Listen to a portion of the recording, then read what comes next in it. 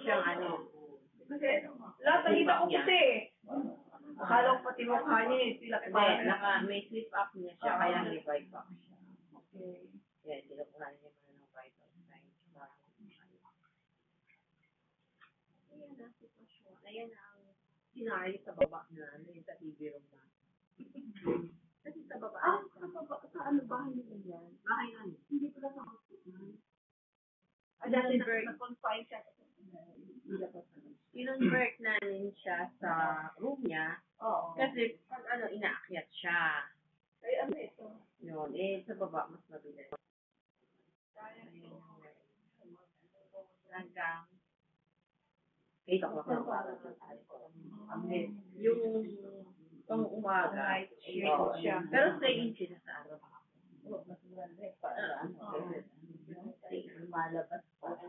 At saka ayoko ng kasi mamaya may sakit. Lahat. Kasi pag malabas, ayan, papakainin niya. Kasi sabi ko, pag natutulog ko, papakainin niya sa dulo niya. Kasi, mas una siya, hindi siya mabibigyan.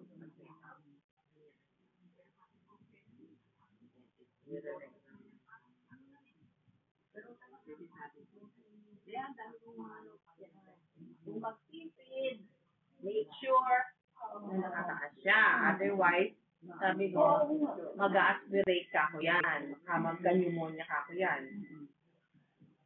Hindi, tapos na talaga yun. Hindi, kinukonsensya ko sila.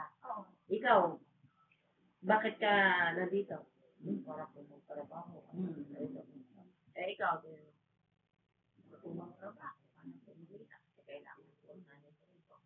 Gusto niyong kumita. Anong gusto niyong kumita? 1 buwan, 2 buwan.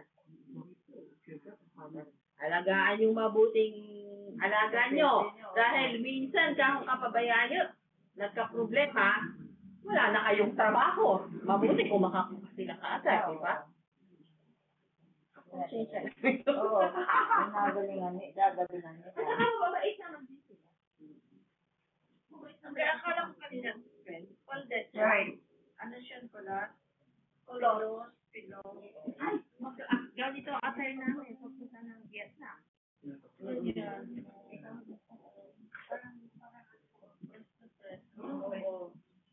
Ang haba, parang palda. Ang haba nito. Yan, inataas. Matagal na kasi naglalak siya eh. Parang, ano na, nag-reload. Palda na. Ano naman yun eh?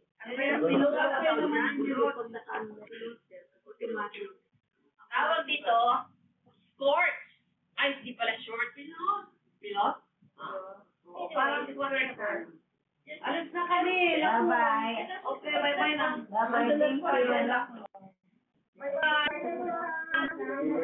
Thank you. Bye-bye. Thank you. Good night. Bye, thank you.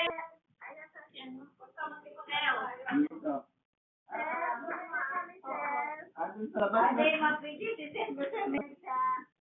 Kaya, tuloy na kami. Andun sa labas.